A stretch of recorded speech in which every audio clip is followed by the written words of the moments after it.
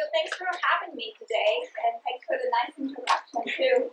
It's nice to be in a place where people smile when you walk in, and they are teachers who make a difference. So kudos to you, because you are teachers who make a difference and you smile in the process of doing that. I will be sharing a bit about fidelity, and we will be discussing about fidelity, and at the very end I'll discuss about integrity of implementation too. But let me tell you who I am. Brittany Ellis had made a very nice slide where she had put a lot of things that I'm doing together, but I think I will show you my pathway to education in the process if my computer decides that it wants to play along. So you can see I have an accent, right? You can hear my accent. Don't lie. Thanks, to be honest. So I have an accent because I'm from Europe originally. I am from Europe, I'm from Greece, and I am from Sparta. Sparta is at the south part of Greece, in the Peloponnese. So I completed my studies there, my kindergarten and secondary, and I graduated from there. And then I went and I completed my first degree at the Democritus University of Thrace, which is in Alexandroupolis, which is in the borders of Bulgaria and Turkey.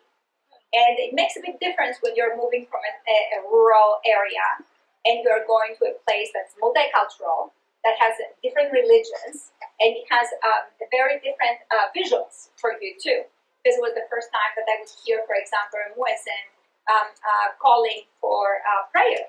But I never had that. I was in an area where there were only churches, and I would hear bells, right? I never had that as an experience as a child. I've never seen a different culture like that. So it was informative, let's say that. And then the university had that belief that you need to learn to teach everywhere. So we taught minority students where they were in tents. We taught at the hospitals so that we will teach children when they are sick and they can leave out of school. And we taught in school. So it was a great experience to get us to see that you as an educator, you teach everywhere, you teach everyone, at any time. You just sit down and teach. That was the belief. And I will never forget that we gave an oath when we graduated. We stood up and they read us an oath. That the oath was that we serve the profession, serving the children, and changing the nation, and changing the future. And that had a big impact in me. And I think that people say, who work with me, that, oh, you tend to be very passionate. This propaganda, I guess, that they did to us, it's still infused in me and in my brain and in who I am. And I will fight for children and I will fight for educators to do the best that they can to support children. Supporting educators, you support children. So you're achieving the same goal.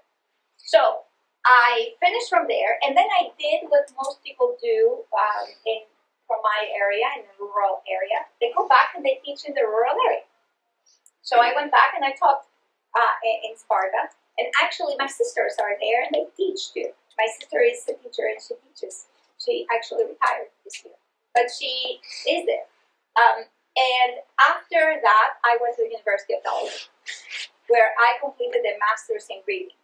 So I did a master's as a reading specialist, getting the certification for the International Literacy Association for K-12. And then after that, I went and I taught again. I taught again because it was an expectation from that university that you will not be accepted in our program unless you have taught in the United States, which made me furious because I didn't want to teach again.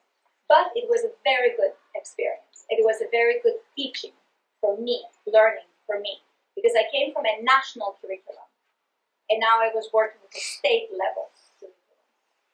I came from a very different way of teaching math, for instance, or integrating grammar and writing and reading together, and I saw that these things were separate. So it was a very good experience that I did that. And then I went back and I completed my PhD. And this time the PhD was in literacy with specialization in writing. So I have the K-12 reading specialist and a specialization in writing.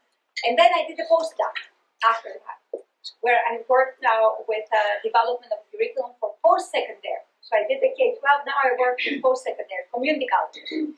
And we actually received a grant where we developed a program for post-secondary learners, community college students. The grant was from, it was a government grant. It was for 3.5 million, I think, the second one. The first one was 800,000 that we initially got. And then I went to work. I taught in Towson, in Baltimore, Maryland. And then I left from there, and I went to UNC Charlotte, North Carolina, in Charlotte.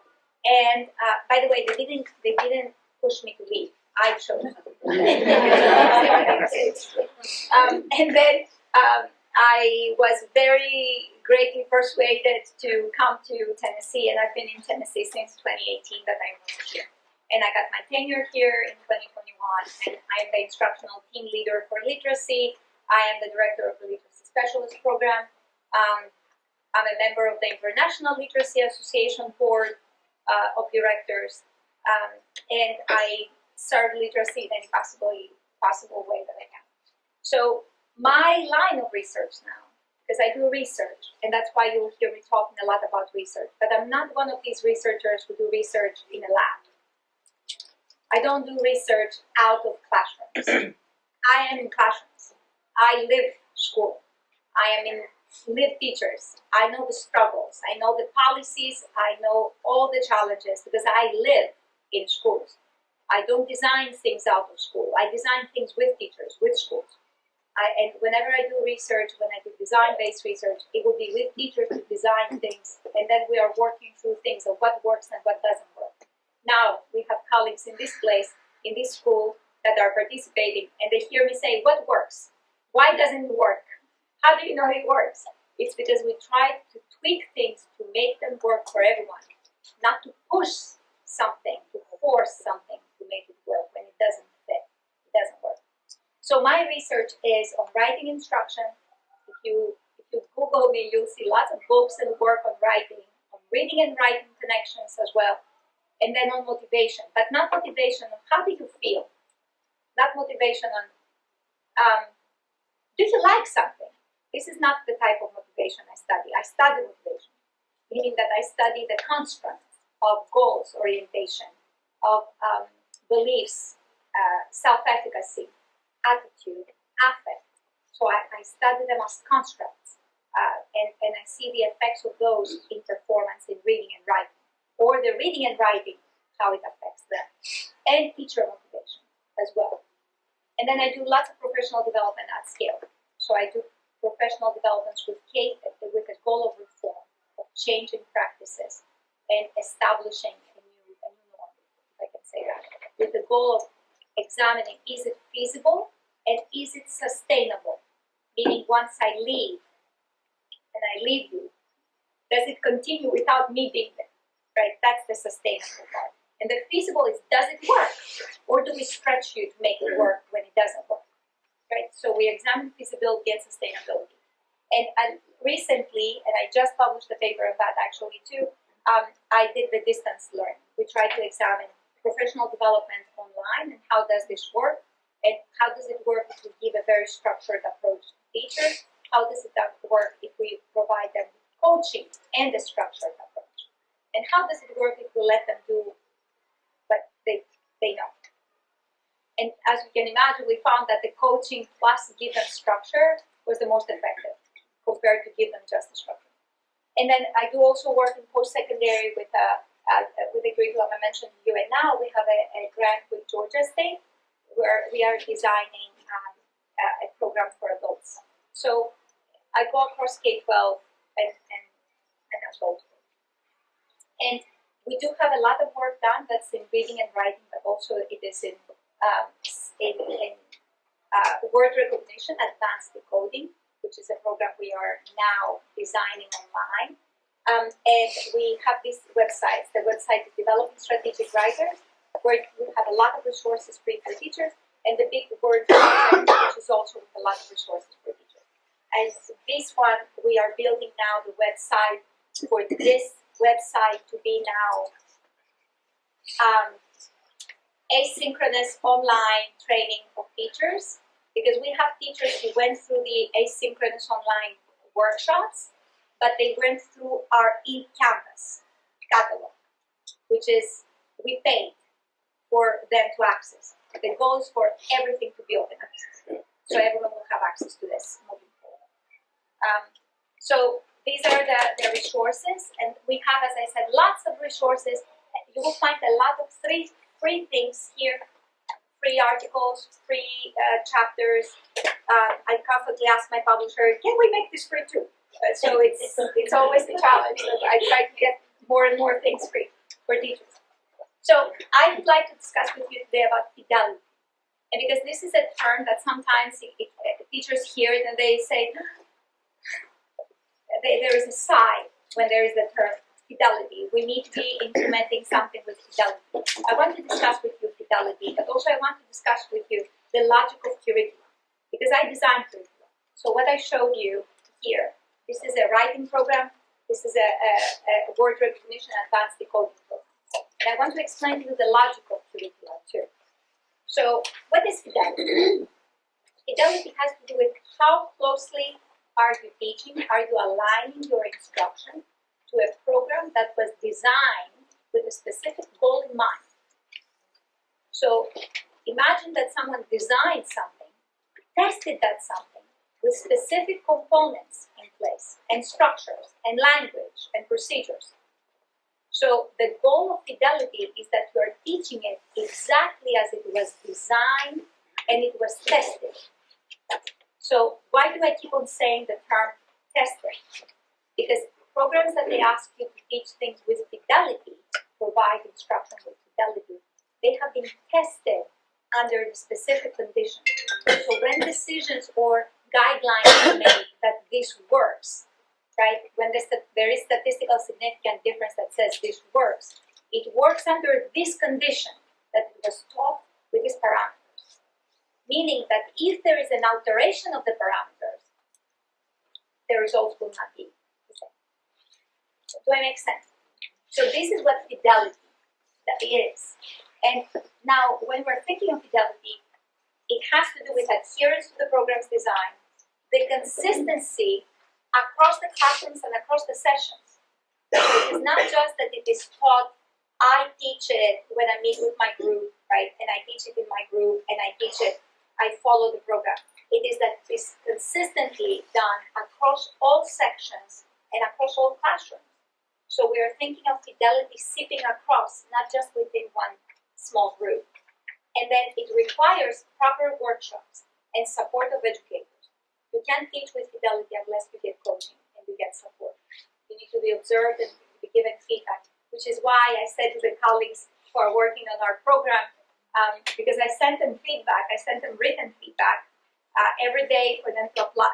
Not every day, when they sent it for the next day to be applied, it's intimidating to read written feedback, right? Because we don't know the intentionality of the words.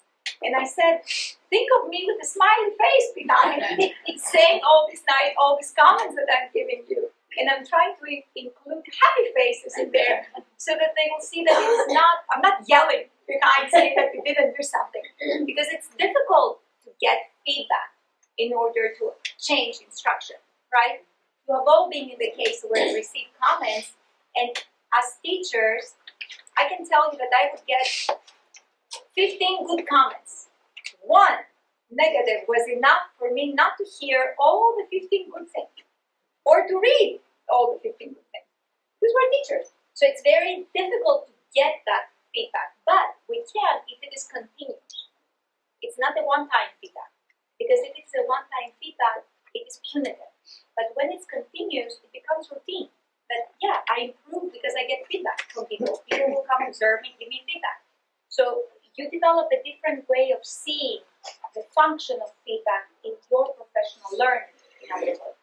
Because it's not evaluative, it is for growth. It's for mastery goals, to set mastery goals. And then it requires regular monitoring and feedback. So let's discuss a bit more. Why is it important? Well, we do know that it has an impact on student learning. So if it's taught with, something is taught with fidelity, it will affect student learning.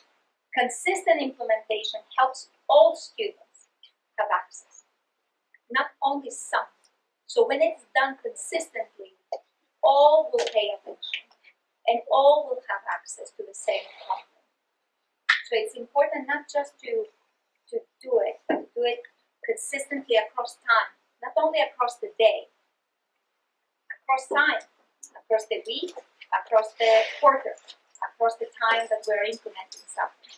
And we're maximizing resources, because this means that all the resources are used effectively, and that way every student has a chance to be successful. And when I say all the resources, I mean the resources that may come with the material that we're using. Because again, they are built in a way, in that specific way, because they are used and tested in that way. So we don't know what will happen if I take something out. If the bicycle was built to run in a specific way and I choose to pull something out because I don't like the color of it, it's very likely that I will end up in a rose bush. Very likely. So that's what we're trying to do, to make sure that there is consistency in the implementation, but also consistency in the use of the resources, that they make this, in the end, functional fight. And then how does it support literacy? So when you are following a structured approach, the program needs, if it is structured and you are following it as is, all students will receive lessons that are aligned to the developmental needs and their cognitive needs. So, developmental needs and cognitive processes and needs. It is often the case that we, because we are adults, right, and we as adults and caring adults, we tend to cater to the most needy ones, right? You can shake your head, it's okay, you don't have to speak on that. But we tend to see the need in the classroom more, and we tend to cater to the need more, meaning that we will, I don't want to say that we will adjust, but we will adjust to be understood by the needy more. And as a result, we'll drop river. Do you see why, though? It's not because we try to be resentful. Oh, I'm not doing it with Fidelity, I know better. It's not that. It's a human nature. That I see them struggle, and I say, oh, I'm going to help you. And the way that I will help you is by changing the language, or by adjusting the material, or by adding material that I think that you will understand better than what I'm giving you, right? Well, the moment that we do that, though, we drop river, which means what? When I say we drop river, we drop what is expected developmentally and what is expected, the required cognitive processes they need to go through. So they need to develop specific language.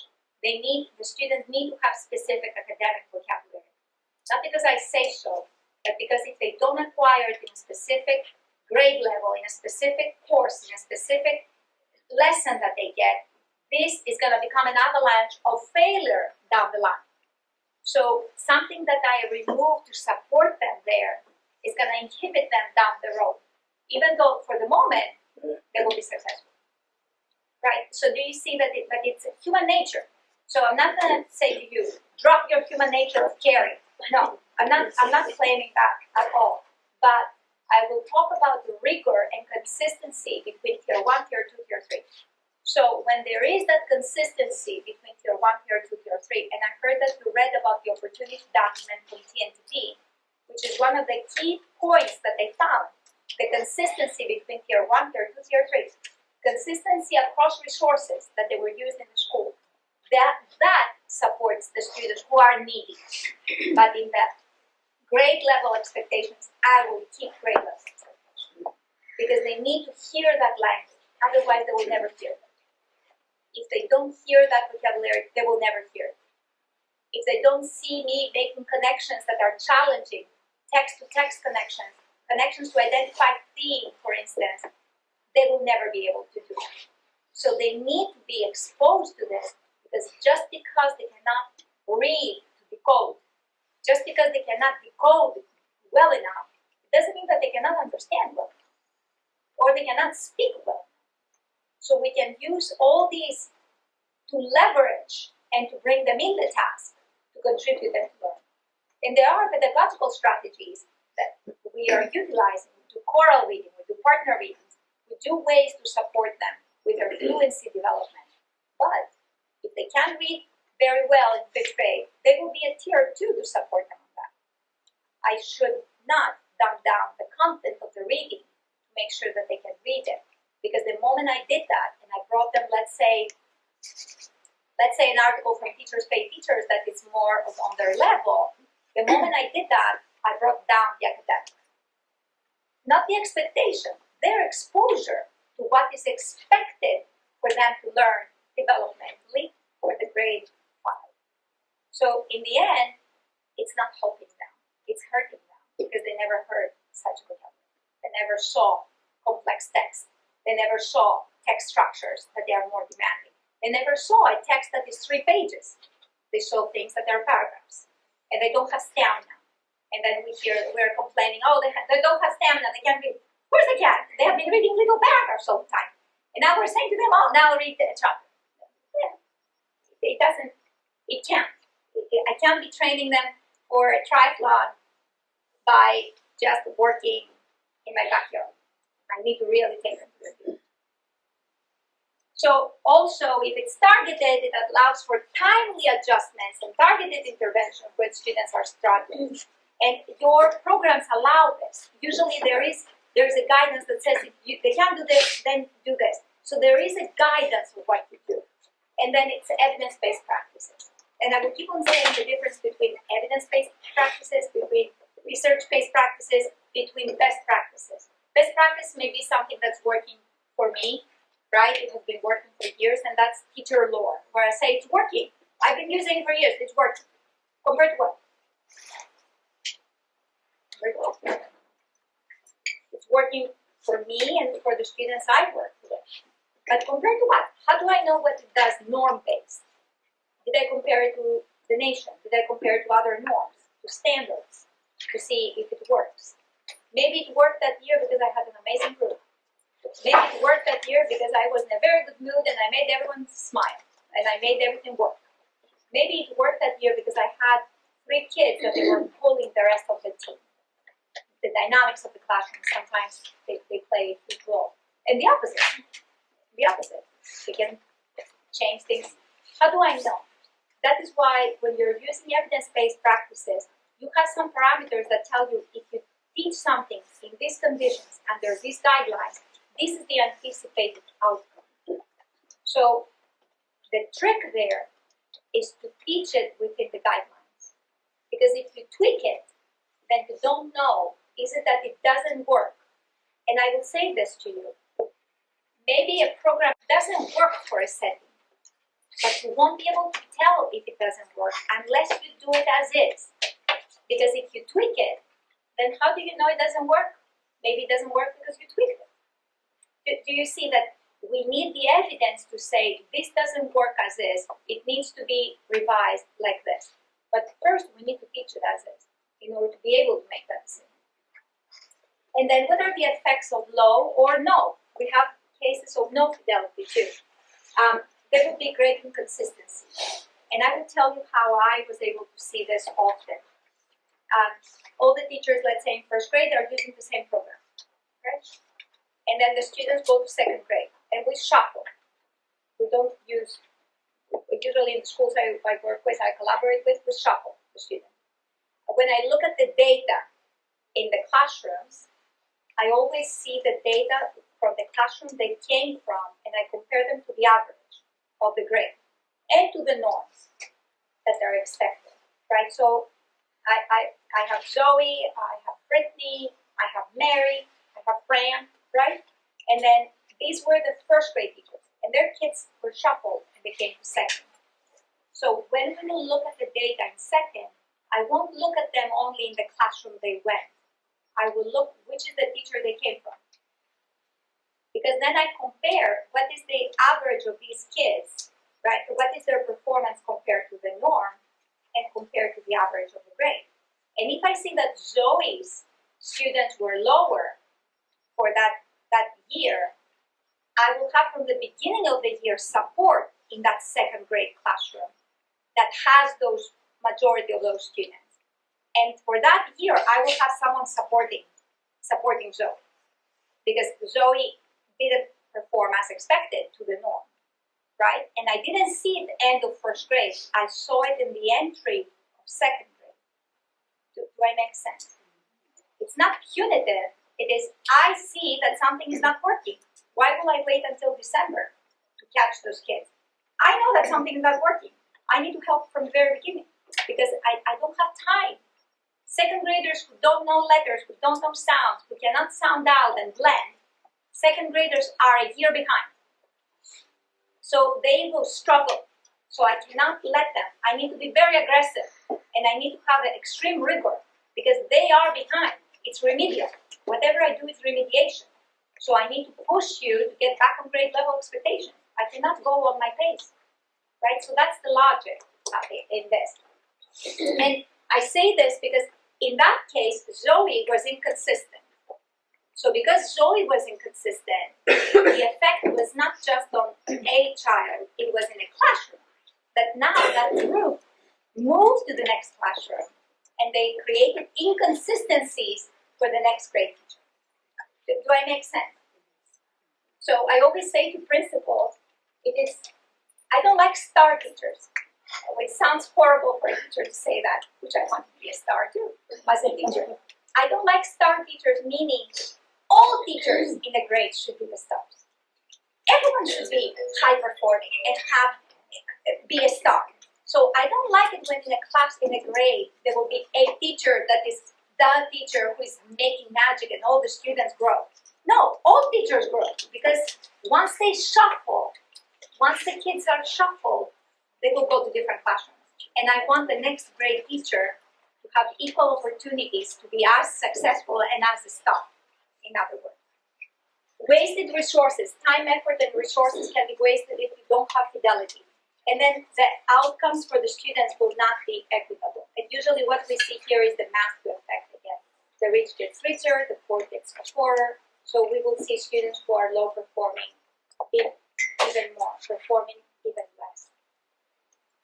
So how do you achieve this now? Fidelity. Workshops, continuous workshops for support to better understand the program. If you're using a program, to look ahead in the program and to plan your instruction ahead of time, to look at the lessons, to understand the structures as a team, have very clear expectations with guidelines and accountability, but very clear expectations, what we are expected to do and how and when, for how long. Ongoing monitoring, progress monitors, so that you know if this is working and how it's working. And then reflection, as teachers getting together, discussing with your team. How is this working? How is not working? What is the challenge? I'm teaching it with fidelity exactly like this. I want you to come and observe me to see that I'm doing it exactly like this. So that you have that constant teamwork in order to support the students. Because it's not, fidelity of implementation is not a matter of, I got you because you are not doing it as expected. Is we are teaching it with fidelity to find out what is working for our kids. And if something is not, you, as a group, cohesively, you are going to make a decision. It's not going to be an independent decision because that can affect my group again. And I said here ongoing monitoring, but it's not just about the data, it's about observation. So it is for people to come and observe and see how is it taught. What can I be doing differently? Maybe I'm not doing something right or as intended, and then I need to shift things. I need to change things. Maybe I need to change my language. Maybe I need to change the tools I'm using. Sometimes I go into classrooms and the program will be saying, show to the students. We saw that in our programs too. In our program, we were saying the teacher models the spelling of words. And then because we had left it open, the teacher models the spelling. We had teachers who used index cards. We had teachers who used whiteboards. We had teachers who used a board like this. And the difference is on the time. Because the teacher who will leave their desk to go over here, to model it, choose up time. So we had to be more specific in our program to make it more to guide the teacher so that they do not spend time moving from that side of the room to come and model something on the other side of the room. We had to be very specific. So that's why I say it's important to have these observations, because we wouldn't have been able to tell unless we observed the classrooms to see what was not working or what is working. So what are the tips? Follow the program. Whatever program you have, follow the SS. Monitor progress. Use assessments to track students' data, but also encourage people to observe. I don't know what's your culture of observations. I work at the university, so we are, if I say to one of my literacy colleagues, I will come and observe your class, they say, oh, please come. We are very open, because observation doesn't mean anything punitive. It means that, oh, I learned something more, or someone co-taught with me, or you're expanding your repertoire, pedagogical repertoire in a way. Collaborate with colleagues, team, as a team. And I would say, and again, this is administrative, but work both horizontally and vertically, because you need to make sure that the language of communication goes across, and seek feedback. Seek feedback, regular meetings with your team, regular meetings with your support team, support your interventionists to see the language between the two, right? I was doing earlier a session in high school, and I spoke about curriculum. That curriculum design is very purposeful. So usually when we design curriculum, people who design in the programs that we've used, and they have a program for social studies, science, and ELA, themes support students' background knowledge. Meaning that when they are doing a theme, something that works in ELA, they are doing something similar in social studies, something science. So all these are building background knowledge. Where is the problem? When I in ELA choose not to do something, or choose to go slower in something, they have done it in the other discipline, right? Or maybe they haven't, because I skipped something. They don't have the background knowledge now. And then, or you may hear them in the class and say, oh yeah, we did that in social studies 2 weeks ago, right? That means that I am 2 weeks behind. Do you see that? Usually programs are tiered in a way to support student background knowledge. And these programs that are basals, that they come with their own readings, resources, materials for science, social studies. They are built with that in mind. They are built with cohesion in background knowledge building, because we found that background knowledge and prior knowledge is essential in comprehension. It's not just vocabulary, it's the background knowledge that they have. So what's the summary of this? It's very critical. You need to have consistent, high-quality instruction, improved literacy skills, and equitable opportunities for all students. Provides that through that. Now, I'm going to tell you about the study we did, because we have done so far 4 studies. 5. Losing track. But in one of the studies we had, where we had teachers provide the instruction of our intervention program, we saw a range. Even though we were coaching, we saw a range on teachers' fidelity of implementation. The range was between 67 to 93.34. And I have a table to show you what this meant. The teachers, and we observed all the teachers, and we gave feedback, right? So we did that across time. So we had teachers who had 92, 93, 83, 100, 67, 92, 83, 84%. The teachers who had lower fidelity were the teachers who taught less lessons, because they didn't have time to complete the lessons. So the students, within the same period of time, they were exposed to less content, right? And what was the result? Big differences on students' outcomes. So the students who were in classrooms or in groups where the teachers taught with high fidelity, they were taught more lessons. They had more exposure to content. They had practiced more, and they performed better compared to the classrooms where the fidelity was low, because they didn't finish. They didn't see things on time. And you may say, oh, it's because you finished too early. No, we taught for 7 weeks. For 7 weeks of instruction. But some taught only the content for 2.3 weeks. Do you see the difference in fidelity? And how it affects students' learning. And of course, this is just a program. This is our program. I figured it's easier if I give you and I share with you our own knowledge instead of saying study show. No, this is a study. This is live. We did this. So I wanted to ask you, what are the challenges that you face in fidelity of implementation?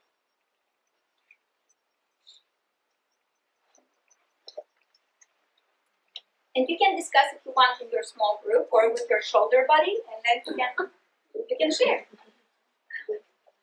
And again, it's not, oh my gosh, right, you're not doing it. It's much more to discuss, and I really would like to know, what is the challenge?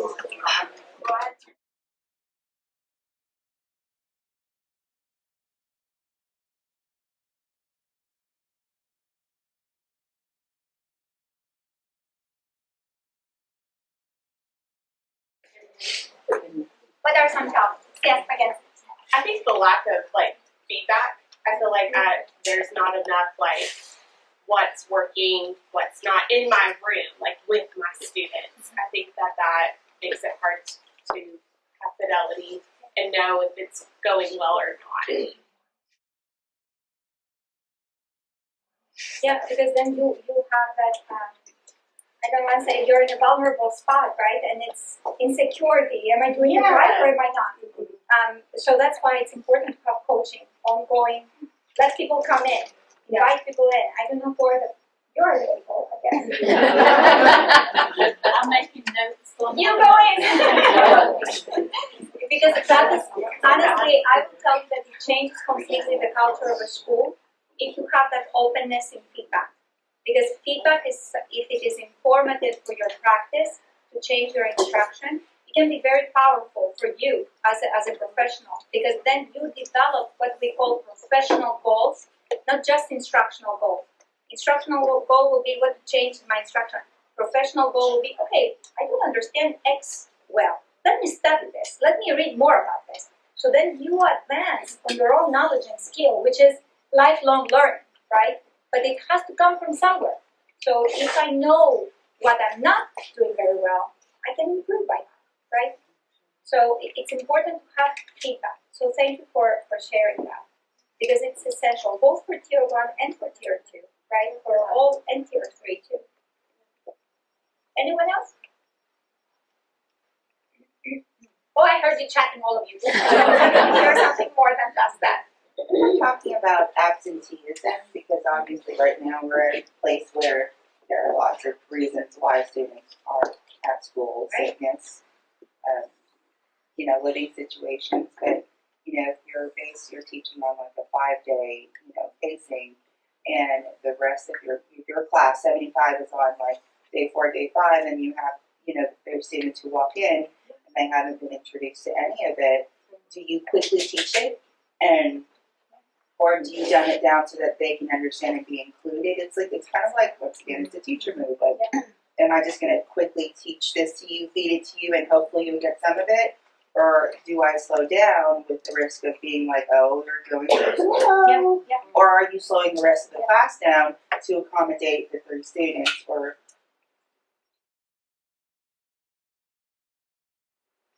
how many there were absent. So it's a catch-22 in this case, right?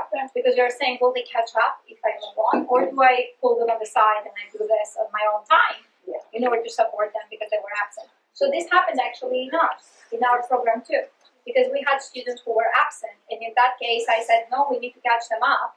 So in that case, pull them out of their own schedule, or I sent Catherine, I think, and she did that in one of your cases, to pull them out, and she gave them that mini tutorial of what they had missed, if I can say that.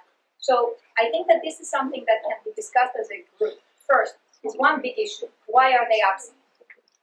That's one big issue. and a lot of things, those situations are out of our control.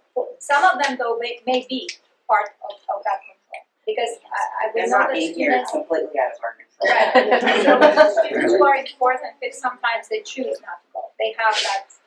Where they choose to put the word when they return. Yeah. Yeah. Right, and How also will it is what we call conditional knowledge. How what you offer me connects with me. Yeah. How what you teach me is connecting with me, and it's helping me because you're teaching because you're a teacher. So some of them, if you have a discussion with them, they can be very blunt. And they can say things worse than I'm saying them here. But they don't see the value of what I am getting taught for me. Because the language of school often tends to be disconnected from them. So that's why when we are teaching in general, we are addressing strategies. We're teaching strategies, right? We're addressing three knowledges, right? The declarative, procedural, conditional. Conditional is very important. Conditional knowledge is how what I'm teaching you is going to help you. Yes, I'm teaching you to write an opinion paper. You write your opinion letter. You are writing why. Why is this important? Because I say so. No, it's not because I say so. Because this is going to give you power. You will be able to use your language, to use your words to ask for things. To ask things, people that they would listen. Not because you stomp your feet and you yell and because you're screaming, but because you know how to write, and writing is very powerful. So I'm going to give you a tool that's going to be with you all your life, and you can write, and you can state your opinion, and you can support your opinion, because if you can't support it, you're just another person with an opinion, and who cares about your opinion? So it's important to teach you how to back up everything you say. And if you know how to back up everything you say, when you read, you will use everything from what you read to back up what you say. And no one will be able to say you're wrong. So what I'm teaching you is very powerful. You will be able to get a job tomorrow because you will be able to write a letter. You will be able to apply if you choose to go to college. You will be able to convince people in your school. So buckle up. We're going to be learning opinion writing. And that's how you get them to do it. Otherwise, we are doing opinion writing. So what? And we can. Right? So you see the conditional knowledge part. But I agree, especially when you have high movement. I do a lot of research in schools where students will leave in October and they will come back in March because the types of jobs in the area are such that the parents will leave and they will come back, and we have no way of tracing what they were doing or where they were, because they were not in this county, so I don't know where they were. So it's very, very common, but it's important to see what are the reasons for absenteeism. So that is, again, some of this is district level knowledge, some of this is school level knowledge. But then it's a decision too that you make. I remember when my students were absent, when everyone else was outside, they were waiting for them to come, I would pull them in the classroom and I would do a little tutorial. And I would say to my other colleagues, watch them in the hallway.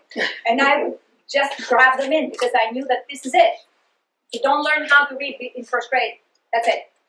It's going to be a big struggle for you in second grade. If you don't learn how to understand big words and understand derivations in third grade, you will struggle moving forward with big words. So it wasn't, it's a decision. So it's a culture. It's the climate that you are building. The same way with the feedback. I work with places where at the beginning of the year when I send feedback to teachers, they keep it. It's their feedback. And by the middle of the year, they are sharing their feedback with each other, which makes my life difficult because they will say, oh, I know you said to Sarah this and I did the same. And I can't say I said this to Sarah because it's coaching, right? I can't say what I said to someone else. This is how I did? I don't remember. I did, right? But that's the culture of the school, that we are all learning from each other because we are here for the same reason. We are here for them, and we need to support them. So we are all learning together. The same way, we are all helping each other to get them to be where they need to be because they are remedial. If they are behind, they are remedial. So we need to be aggressive. When I say aggressive, I don't mean yelling. I mean intense. Thank you, intense, and with urgency. Teaching with urgency. So that's it. What other challenges do you have? Because I have a lot to tell you. I mean, you don't want to be a teacher that fails. You don't want to fail your students. You don't want to fail yourself. And so, a lot of times, you have to do the curriculum first to see that it's not going to work, or see if one part didn't work, and then, is that a reflection on me? Is that a reflection on the kids? Is that a reflection of my team, of my group? And so it's hard to fix. Very good point. And that comes with a human factor. right? And also with the factor of teachers, the most organized people, the most organized people that exist are teachers. They can run a business, they can run everything, because we're very organized people. We have lists, we have books, everything, we know everything where it goes. And we are high intensity people because we don't want to lose, right? It's in our nature. So I love to mention this. Is it a reflection on me? Is it a reflection on my students? Is it failure, right? Or is it learning? We learn from this, let's move on. When you're using data and you are tracking, right, we are doing everything as intended. We are using data. We are getting observed. We know what we're doing something with fidelity. We are seeing students performing. And we are looking at our data. Then it is learning. And we say, okay, this doesn't work for us. We need to revise it maybe. Maybe we need to make an adjustment. But it will be a cohesive adjustment in that case. And it's not failure. Because that's why you have progress monitoring. And you need to have these progress monitors. And that's why we're moving now gradually to flexible grouping instead of being on the same group from the beginning of the year to the end of the year, all your life, right? You are in that group. So the data helps you make this decision. But I agree with you. And again, that comes with the culture. It's a culture of learning or it's a culture of punishing. Because I've been in school where it's a culture of punishing. That if you didn't do it as intended, you're going to be in trouble. Well, I'm doing it as intended. They're not grown. Help me. Come to my class. Show me. I need help. So that is the culture of learning. That I'm not sure what I'm doing wrong. Come in my class. And I love it when teachers have an open, such a policy that says, yeah, come to my class. I need you to do it for me to see what I'm not doing or to do it with me to better understand what is not working. That's the only way we're working together. Otherwise, it is, again, one person telling you what to do or not to do. And I will tell you this too with programs. Programs, in order to mature, you need time, which has to do with, I wanted to talk with you about integrity and fidelity, but I want to show you, when I design programs, I don't design for the grade, right? So when I worked on the book for grades 3 to 5, I didn't design 3 to 5 alone. My brain had what is kindergarten expectations, what is 12th grade expectations, right? So I started, even though I started with a 3-5 book, I designed it with a K to 12 expectation and I backtracked, right? And then after I did the K to 2. So K to 2 fit, because already I have the standards in mind. Meaning that when curriculum people design, they design with that continuum in mind, right? The K to 12. But I, as a teacher, when I'm teaching, let's say, grade 1, I don't see the rest. I see my grade 1.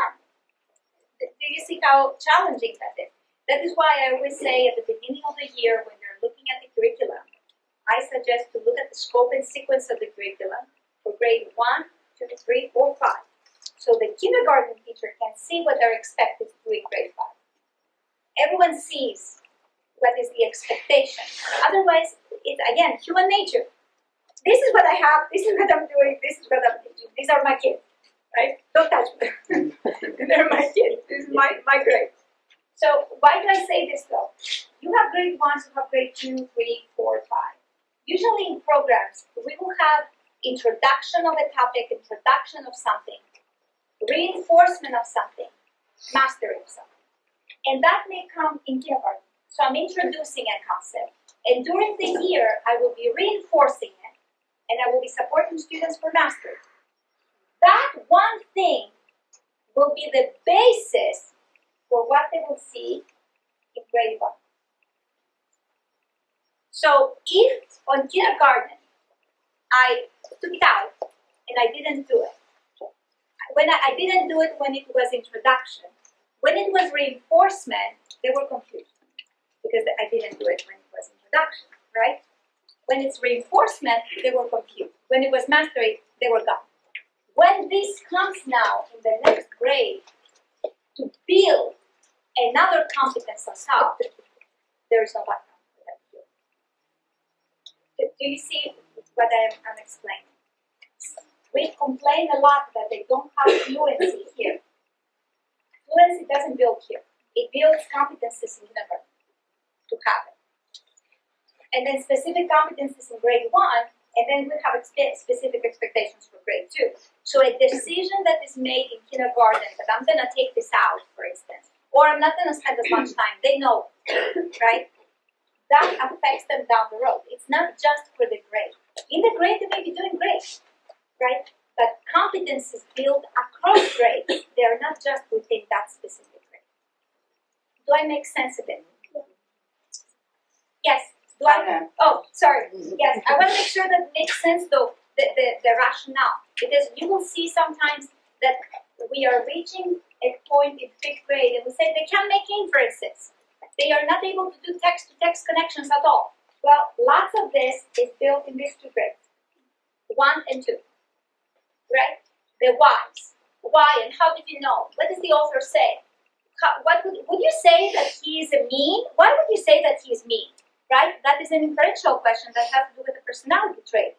Well, this develops a lot in 1st grade during your shared reading that you're doing, but then here they're expected to write it, and they're supposed to justify it, and they're supposed to build, talking about theme, but it builds. It's not something that develops on its own. So that's why it's important that vertical discussion as well on the expectations, beginning, middle, and end of the year, I argue, so that everyone knows where are they going, what are they supposed to be doing. You need to know when is figurative language taught and when is the first time that they're getting it, so that you know not to skip it. If I skip it, it's a bad thing. And now brings me to fidelity versus integrity. So fidelity is when you teach something exactly as it's designed, exactly as is. So a program that is you're expected to do, and you're expected to do it exactly as is, adherence to the original plan or model. That's fidelity. There is a difference between fidelity and integrity of implementation. And I'm going to tell you about both. Integrity now is the extent to which a program is carried out effectively, maintaining its purpose and achieving its intended outcomes. It focuses on the quality of the delivery and the alignment with the impact. In the previous case, it is to be taught exactly as it's designed by the developers, word for word. That's fidelity. Integrity is to be taught in a way that supports the quality of the delivery without moving, straying away. This is what can happen after you have established fidelity and after you know the program very well. So, I will speak for myself, and in the work that I will do a lot of support for the teachers, for teacher fidelity, so you know the program. So if someone else comes and asks you, tell me about this program, you will speak better than the developers, and you know everything in and out of it. Because when you know it very well, you can teach with integrity, because then you can make adjustments, but the adjustments will not move away components. What do I mean? You may be doing chaining, for instance.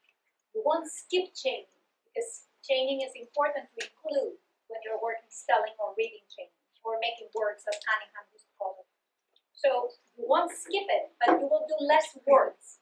Less words, it means that you taught with integrity. You didn't teach 10 words, but you did 5 of them. That is integrity. Do I make sense? But in order to be in the position to make these decisions on the spot, you need to know the program. And that's why my support is always 1 year, teach it as is. 2nd year, teach it as is. Because then you will be able to better see what is not working or what is working. Because the first time, what is the expression? You are building and flying? You're learning it, right? It's new. Everything new, it's more demanding. The 2nd year, you're in better position. You know what to anticipate. You know how to be clever in your design of things. Your planning too. You are better in the 2nd year. And then the 3rd year as a team, you sit down, you make decisions. And then, of course, you use the data as you go. So I wanted to discuss with you about integrity and fidelity, because sometimes I hear that, I cannot teach it with fidelity, I teach it with integrity, and then when I go in the classroom, I see skipping around. Skipping around is not integrity.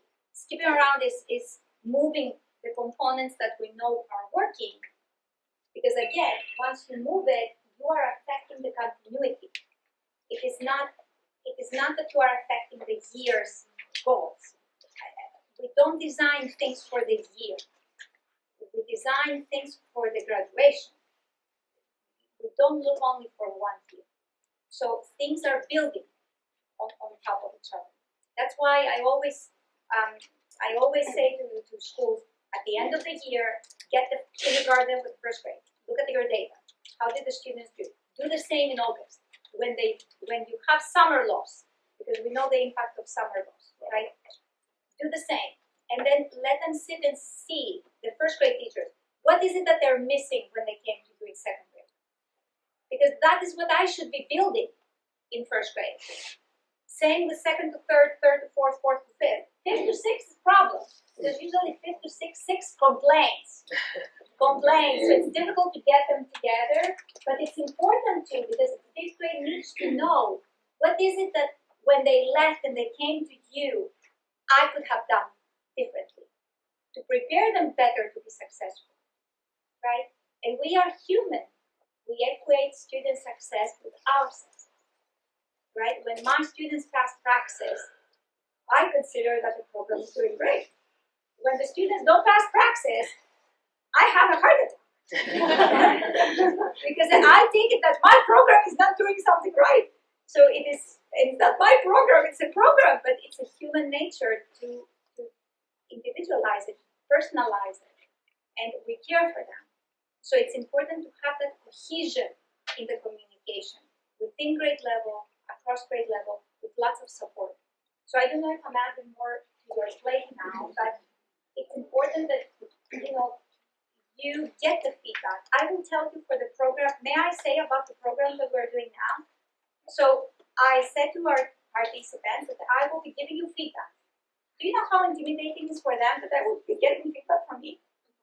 I know me.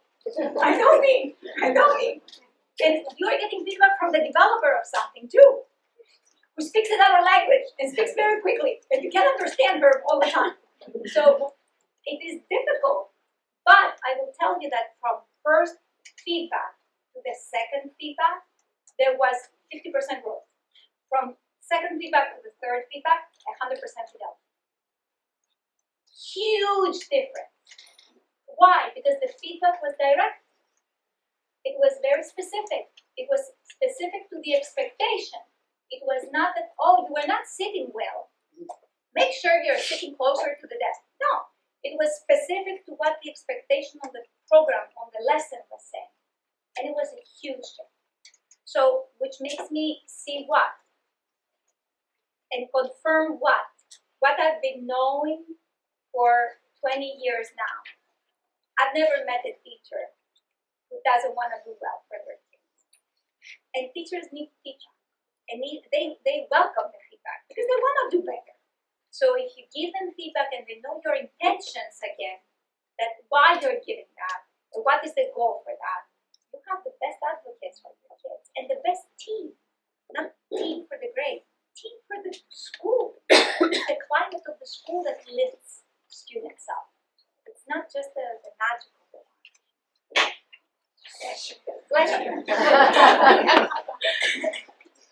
Do I make sense? Okay, so that was the end of my presentation. I want to thank you. Thank you so much for joining this and for staying all this time and for sharing. And if you have any questions, email me. I answer. I always answer. I also have my other email, which is the Gmail, which is my last name, tolopakis@gmail.com. It has 2 P's in there. So 2 P's, 1 L. I say that because people say, I emailed you. And then they email wrong. So email me. I will answer any questions that you may have. And if I can be of any support, of any help, I will. Thank you.